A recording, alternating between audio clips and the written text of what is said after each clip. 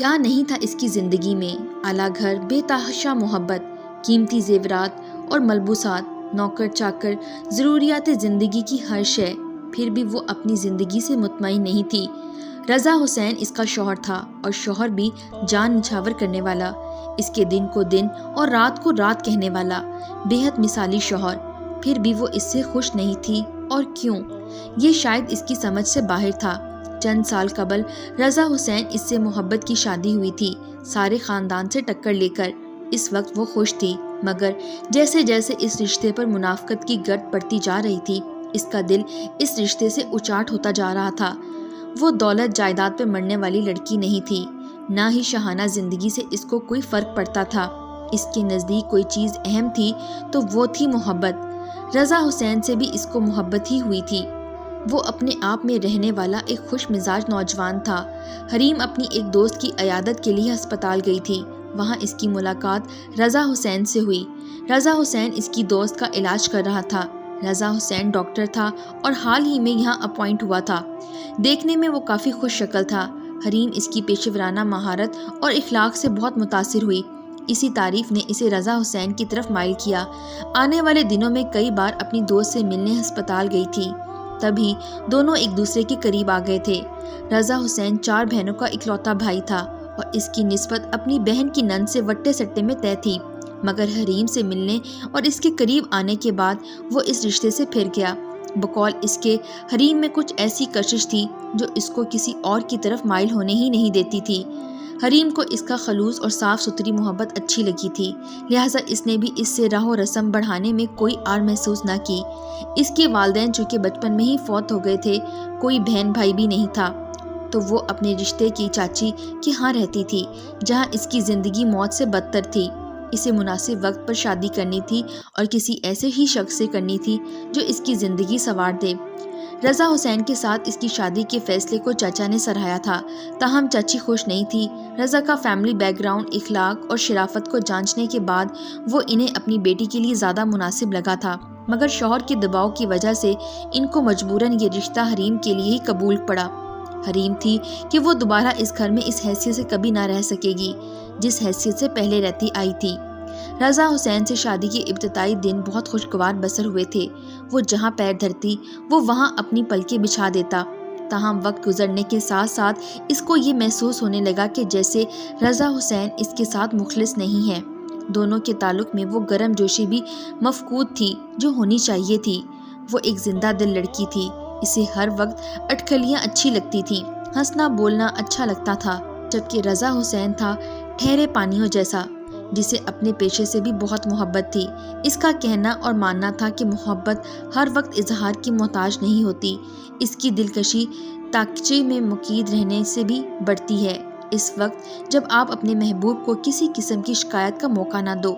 دونوں کے متضاد خیالات اور شوقوں نے حریم کو اس رشتے سے بددل کر دیا تھا۔ اسے ابھی اپنے حسن کے سحر کو برقرار رکھنا تھا، وہ ابھی ماں بن جانے کے مرتبے پر فائز نہیں ہونا چاہتی تھی۔ رفتہ رفتہ اس نے گھر کے کاموں سے بھی ہاتھ کھینچ لیا تھا، تاہم رضا نے اس کا بھی برا نہیں منایا۔ وہ اس کو مکمل آزادی کے ساتھ خوش رکھنا چاہتا تھا۔ وہ لڑکی اس کے دل میں بہت اعلیٰ مقام پر فائز تھی۔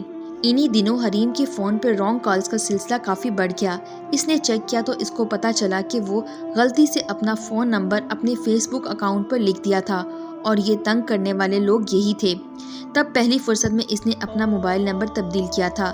رضا جانتا تھا کہ وہ نیٹ استعمال کرتی ہے، مگر پھر بھی اس نے اس پر کوئی پابندی نہیں لگائی تھی کہ اس کی محبت ایسی ہی فیاض تھی۔ شادی کا 1 سال جیسے تیسے گزر گیا۔ حریم سے محبت کے ساتھ ساتھ رضا حسین کی مصروفیت اور ذمہ داریاں بھی بڑھتی گئیں، تاہم وہ اپنے فرائض سے کبھی غافل نہیں ہوا تھا۔ اس کی چاروں بہنیں اپنے اپنے گھروں میں آباد ہو چکی تھیں، اب صرف بوڑھے ماں باپ کا ساتھ تھا، اور اس کی کوشش تھی کہ ان سے کسی قسم کی کوئی زیادتی نہ ہو، تاہم حریم سے ان کی کوئی خاص نہیں بنتی تھی۔ شروع سے ہی اس کے دل میں ایک پھانس چبھ رہی تھی کہ وہ لوگ اس کو اکلوتی بہو کی حیثیت سے قبول ہی نہیں کر رہے۔ جس بہن کی نند سے اس کی نسبت منسوب تھی وہ بھی اسے ایک آنکھ نہ بھاتی تھی، لہٰذا گھر میں روز ہی کوئی نہ کوئی ڈرامہ لگا رہتا تھا۔ انہی دنوں حریم کی فیس بک آئی ڈی میں ایک نیا لڑکا عمار شامل ہوا۔ وہ بھی اسی طرح کافی خوش مزاج اور کھلنڈرا ثابت ہوا۔ شروع میں حریم نے اس کو کوئی خاص لفٹ نہیں کروائی، تاہم رفتہ رفتہ وہ جیسے اس کے پیچھے ہاتھ دھو کر پڑ گیا تھا، اور حریم کو اس کی یہی شدت اچھی لگی کیونکہ وہ ہمیشہ ایسا ہی چاہتی تھی۔ اس نے سوچا تھا فیس بک چھوڑ دے گی، مگر عمار نامی شخص اس سے دوستی کے بعد اس نے اپنا ارادہ بدل دیا۔ اب صبح شام سوائے فیس بک کے اسے اور کوئی کام ہی نہیں تھا۔ عمار نے اسے بتایا تھا کہ اس کی صرف ایک ہی بہن ہے، وہ اس سے بڑی ہے اور اس کی ابھی شادی نہیں ہوئی، باپ حیات نہیں ہے، تاہم ماں حیات ہے۔ حریم کو اس کے گھر والوں کے بارے میں جان کر بہت اچھا لگا تھا۔ سب سے اہم بات یہ تھی کہ وہ اس سے جھوٹ نہیں بولتا تھا۔ اس کی سچائی اور محبت کی شدت دیکھتے ہوئے حریم نے بہت سوچتے سمجھتے ہوئے اس کو اپنے بارے میں سب کچھ سچ سچ بتانے کا فیصلہ کیا تھا، اور اس وقت اس کی خوشی کی انتہا نہ رہی جب اس کے بارے میں سب سچائی جان کر بھی عمار نے اس سے تعلق ختم نہ کیا۔ البتہ اس کی ہمدردی مزید بڑھ گئی۔ حریم نے اپنی ازدواجی زندگی کی ہر بات اسے بتا دی تھی، یہ بھی کہ وہ ڈاکٹر رضا کی شادی کے بعد اپنے فیصلے سے مطمئن نہیں ہے۔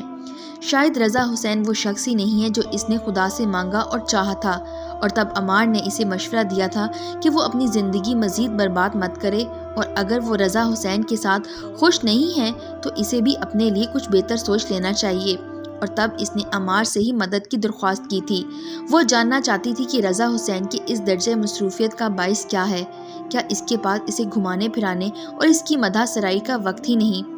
عمار نے اس سے کہا تھا کہ وہ اس کی مدد کرے گا، ساتھ ہی اس نے تسلی بھی دی تھی کہ اس کی مدح سرائی کے لیے وہ اکیلا ہی کافی ہے، اسے اپنے شوہر کی بے پرواہی پر کوڑنے کی ضرورت نہیں ہے۔ اگلے 2 ماہ میں عمار کے توسط سے بہت سی باتیں اس کے علم میں آئی تھیں، اور ان میں سب سے تکلیف دہ بات رضا حسین کا اس سے فیئر نہ ہونا تھا۔ اس روز وہ بہت روئی، لیکن اس نے رضا حسین پر کچھ ظاہر نہ ہونے دیا۔ رفتہ رفتہ اس کے مزاج میں تبدیلی آنے لگی تھی۔ پہلے وہ رضا کے قریب رہنے کے بہانے ڈھونڈتی تھی، اب اس کی قربت سے بھاگتی تھی۔ وہ سمجھ نہیں پا رہا تھا کہ اسے کیا ہوتا جا رہا ہے۔ صرف اس کی خوشی کے لیے اس نے اپنی مصروفیت تک کم کر دی، مگر پھر بھی وہ خوش نہیں تھی۔ اب تو اس نے الگ گھر کا بھی مطالبہ کر دیا تھا۔ رضا اس کی ہر بدتمیزی خاموشی سے سہ جاتا تھا، مگر یہ مطالبہ ماننا اس کے لیے ازحد شرمندگی کا باعث تھا۔ یہی وجہ تھی کہ اس نے بہت پیار سے اسے اس مسئلے پر سمجھانے کی کوشش کی تھی، مگر وہ نہیں مانی، تو اس نے اس کو اس کے حال پر چھوڑ دیا۔ حریم شاید یہی چاہتی تھی۔ دونوں کے بیچ بات چیت بند ہو گئی تھی۔ اس نے اپنا بستر بھی رضا سے الگ کر لیا تھا، اس کے سارے کام بھی ملازمہ پر ڈال دیے تھے۔ وہ اس کی حرکتوں سے کتنا ہرٹ ہو رہا تھا اسے پرواہ ہی نہیں تھی۔ عمار اب اس سے ملنے لگا تھا۔ وہ شخص اپنی باتوں اور لفظوں میں جتنا خوبصورت تھا، حریم کو حیرت ہوتی تھی کہ اتنا خوبصورت مالدار ہونے کے باوجود اس جیسی بظاہر عام سی لڑکی کو کتنی اہمیت دے رہا ہے، کیسے ہر بات میں اس کی تعریف کرتا ہے، اسے پیار دیتا ہے، اس کا خیال رکھتا ہے۔ وہ اپنے نصیب پر جتنا بھی رشک کرتی کم تھا۔ اس روز موسم بہت سرد تھا۔ صبح ہسپتال جانے سے پہلے رضا نے اس کو منانے کی کوشش کی تھی، مگر اس نے اس کی کوشش کو کامیاب ہونے نہیں دیا۔ اگر وہ اس سے صلح کر لیتی تو الگ کمرے میں کیسے سوتی؟ وہ ساری رات جاگ کر اپنے محبوب سے اس کی من پسند باتیں کیسے کرتی؟ رضا مایوس لوٹ گیا تھا۔ پچھلے 1 ہفتے سے اس کی نیند اور خوراک متاثر ہو رہی تھی۔ اس کی ماں نے اس سے کہہ دیا تھا کہ وہ حریم کی بات مان لے، وہ دونوں بوڑھے میاں بیوی اکیلے رہ لیں گے، مگر وہ نہیں مانا تھا۔ اس کو یقین تھا حریم کا غصہ جلدی ڈھل جائے گا اور وہ اس کی بات مان لے گی۔ رضا کے ہسپتال جانے کے بعد وہ اپنی ساس کے منع کرنے کے باوجود عمار سے ملنے چلی گئی۔ موسم خوبصورت اور سرد تھا، مگر من پسند ہم سفر کے ساتھ اس کا حسن مزید دوبالا ہو گیا۔ صرف اس کی فرمائش پر عمار نے اس کو پورا شہر گھمایا تھا۔ اب شام ڈھلنے لگی تھی۔ واپسی کے سفر میں اس نے اس سے پوچھا تھا، عمار، آج نہیں تو کل تمہاری شادی ہو جائے گی۔ ممکن ہے جو لڑکی تمہاری زندگی میں تمہاری بیوی کی حیثیت سے آئے تم اسے مجھ سے زیادہ چاہنے لگو۔ اگر ایسا ہوا تو کیا تم مجھے بھول جاؤ گے؟ نہیں، میں شادی ہی نہیں کروں گا۔ گھر والوں نے مجبور کیا تب بھی نہیں۔ نہیں، مجھے کوئی مجبور نہیں کر سکتا۔ اچھا، اگر میری شادی نہ ہوئی ہوتی تو کیا تم مجھ سے شادی کر لیتے؟ شادی ہو گئی ہے تو کیا ہوا؟ میں جسموں سے محبت کا قائل نہیں ہوں، یہ تم اچھی طرح جانتی ہو۔ مکمل توجہ ڈرائیونگ پر مرکوز اس نے سنجیدگی سے جواب دیا۔ حریم کے دل پر ہلکی ہلکی پھوار پھوٹنے لگی۔ فرط جذبات میں اس نے عمار کا بایاں بازو اپنے بازو کے حصار میں لیتے ہوئے اپنا سر اس کے شانے پر ٹکا دیا۔ میں تمہیں پانا چاہتی ہوں عمار، ہمیشہ ہمیشہ کے لیے۔ اگر کوئی اور لڑکی تمہاری زندگی میں آئی تو میں مر جاؤں گی۔ آج ایسا کہا ہے، آئندہ مت کہنا ورنہ میں بات نہیں کروں گا۔ ٹھیک ہے، نہیں کہوں گی، مگر کیا تم مجھ سے شادی کر سکتے ہو؟ کر سکتا ہوں، مگر میں کسی کا دل نہیں دکھا سکتا حریم۔ تمہارا شوہر ہے جو تم سے محبت کے دعوے کرتا ہے، اس کا کیا ہوگا؟ وہ میرا شوہر ہے اور مجھ سے مخلص نہیں ہے، تو میں اس کے ساتھ رہوں یا اس کو چھوڑ دوں، کیا فرق پڑتا ہے؟ ہاں، مگر میں تمہیں یہی مشورہ دوں گا کہ تم کسی قسم کی جذباتیت میں کوئی فیصلہ مت کرو۔ یہ جذباتیت نہیں ہے، بہت سوچ سمجھ کر میں یہ قدم اٹھا رہی ہوں۔ یہ اور بات ہے کہ تم سے نہیں کہا کبھی کچھ۔ عمار کی بازو کو چھوڑتے ہوئے کھڑکی کی طرف رخ کیا۔ عجیب کشمکش ہے، میں پھنسی ہوئی ہوں، میں کچھ سمجھ نہیں آتا کیا کروں۔ عمار، تم میرے خوابوں کا حاصل ہو، تم بالکل ویسے ہی ہو جیسا میرا خواب ہے، تو میں بھی کیوں نہ زندگی من پسند ہم سفر کے ساتھ بسر کروں؟ کیا میرا اپنی زندگی پر کوئی حق نہیں؟ اور تم نے ہی تو کہا تھا کہ مزید اپنی زندگی برباد مت کرو۔ ٹھیک ہے، لیکن کیا تمہیں یقین ہے کہ رضا حسین تمہیں آسانی سے آزاد کر دے گا؟ نہیں، وہ ایک ایسا شخص ہے، اگر میں اس کی جان لینے کو بھی کہوں تب بھی وہ مجھ سے نفرت نہیں کرے گا، مگر پھر بھی میں اس کی جان لے سکتی ہوں۔ مگر میں تمہیں کسی کی جان لینے نہیں دوں گا، اتنا خود غرض نہیں ہوں کہ اپنی خوشیوں کے لیے تمہیں مصیبت میں ڈالوں۔ تم صرف اس سے ڈائیورس لوگی، بس۔ ٹھیک ہے، اب پھر ہم اسی دن ملیں گے جب میں اس فضول کے بندھن سے آزاد ہو جاؤں گی۔ سوچ لو، اتنے دن میرے بغیر رہا جائے گا؟ ہاں، تمہیں ہمیشہ کے لیے پانے کو چند دن کی عارضی جدائی کا زہر تو پینا پڑے گا۔ ٹھیک ہے، جیسے تمہاری مرضی۔ میری ایک مدد کرو گے؟ گاڑی سے اترتے ہوئے اچانک وہ پلٹی تھی۔ ہاں بولو۔ مجھے رضا سے علیحدگی کے لیے تمہاری مدد چاہیے۔ کیسی مدد؟ وہ کل ملیشیا جا رہا ہے، 2 روز بعد آئے گا۔ میں چاہتی ہوں جب وہ واپس آئے تو ہم دونوں کو ناقابل برداشت حالت میں دیکھ کر مشتعل ہو کر غصے میں طلاق دے ڈالے۔ آئیڈیا برا نہیں ہے، مگر سوری، میں اس کے سامنے نہیں آؤں گا۔ ہمارے کچھ فیملی ریلیشن ہیں، میں نہیں چاہتا کہ وقت سے پہلے میرا امیج کہیں خراب ہو۔ میں اپنے کسی قریبی دوست کی مدد لیتا ہوں، اگر تمہیں اعتراض نہیں ہو تو۔ ٹھیک ہے، بس وہ اور میں کمرے میں تنہا ہوں گے، بس۔ رضا کے لیے یہی بہت ہے کہ میں نے اس سے بے وفائی کی ہے۔ اوکے، اللہ نے چاہا تو ویسا ہی ہوگا جیسے تم چاہتی ہو۔ Thank you Ammar, I love you very much, سرشاری سے کہتی اس کی گاڑی سے نکل آئی تھی۔ اگلی صبح رضا ملیشیا جا رہا تھا، 5 بجے اس کی فلائٹ تھی۔ وہ 3 بجے ہی بیدار ہو گیا تھا۔ حریم ابھی سو رہی تھی، اس نے اس کو ڈسٹرب کیے بغیر وضو کیا، تہجد کی نماز پڑھی اور کمرے سے نکل گیا۔ اپنی تیاری اس نے کل رات ہی مکمل کر لی تھی۔ والدین سے ملنے کے بعد وہ کمرے میں آیا تھا۔ حریم جاگتے ہوئے بھی سوتی بنی رہی۔ وہ ڈریسنگ روم میں گھس گیا۔ وقت تیزی سے گزر رہا تھا، جلدی جلدی کرتے ہوئے بھی تاخیر ہو رہی تھی۔ مکمل تیار ہو کر بیگ اٹھانے سے قبل اس نے زبردستی حریم کو جگا کر اپنے مقابل کیا، یوں ہی گلے سے لگاتے ہوئے اس کے کان میں بولا، میں جا رہا ہوں، اپنا خیال رکھنا، واپسی پر ایک بہت بڑا سرپرائز دوں گا۔ میں بھی۔ مسکراتے ہوئے حریم نے اس کو دیکھا تھا۔ وہ اس کی پیشانی چومتے ہوئے کمرے سے نکل گیا۔ 2 روز بعد اس کی واپسی ہوئی تھی۔ ایئرپورٹ پر پہنچتے ہی اس نے حریم کو اپنی آمد کی خبر دینے کے لیے کال کی تھی، مگر اس نے کال پک نہیں کی۔ اس نے بہت دفعہ ٹرائی کے بعد فون جیب میں ڈالا اور اس کو سرپرائز دینے کے لیے ڈرائیور کو کال کرنے کی بجائے ٹیکسی سے چلا گیا۔ وجہ سے ملازم چھٹی پر تھے۔ گھر کے اندر بھی کوئی نظر نہیں آ رہا تھا۔ بڑی بی کے کمرے میں جھانکنے کے بعد اس کے قدم حریم کے کمرے کی طرف بڑھے۔ از حد سرشاری کے علم میں اس نے ناپ گھما کر رکھا، مگر سامنے موجود منظر نے اسے ساکت کر ڈالا۔ سورج طلوع ہونا بھول سکتا تھا، دریا الٹے بہہ سکتے تھے، ہوائیں چلنا روک سکتی تھیں، مگر اس کی حریم اس درجہ گر نہیں سکتی تھی۔ یہ وہ لڑکی تھی جس کو اس نے اپنی جان سے بھی زیادہ عزیز رکھا تھا۔ بہت اچانک اس کے دل پر دباؤ بڑھا تھا اور اگلے ہی لمحے ساری خواہشیں، سارے خواب مٹی ہو گئے۔ حریم پھٹی پھٹی نگاہوں سے اس خوبصورت توانا شخص کو دیکھ رہی تھی جسے اس کی بے وفائی نے لمحوں میں چیت کر ڈالا تھا۔ کتنا پکا تھا وہ شخص اپنی عادتوں اور دعووں میں۔ طلاق دینے اور لینے کی نوبت ہی نہیں آئی تھی، اس سے پہلے ہی وہ زندگی کی بازی ہار گیا تھا۔ مکمل سیاہ لباس میں افسردہ سی عمار کے قریب بیٹھی تھی اور عمار اس کو کہہ رہا تھا جو کچھ ہوا نہیں ہونا چاہیے تھا۔